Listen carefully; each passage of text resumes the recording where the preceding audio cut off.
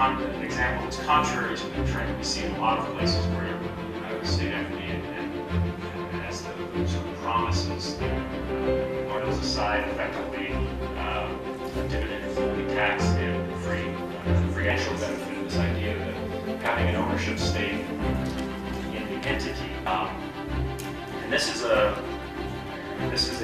controversial where this has worked and where it hasn't. Another different lines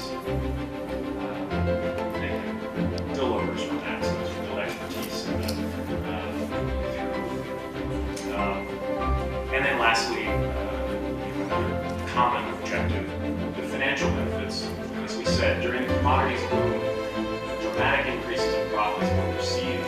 Revenues from equity are subject to a lot of risk. They don't always materialize the way people tool and seen as a way to capture a greater share of the equity on the one hand, which is given freely, government, state, other contributions. Then in the middle we have carried equity, which is equity interest is paid up.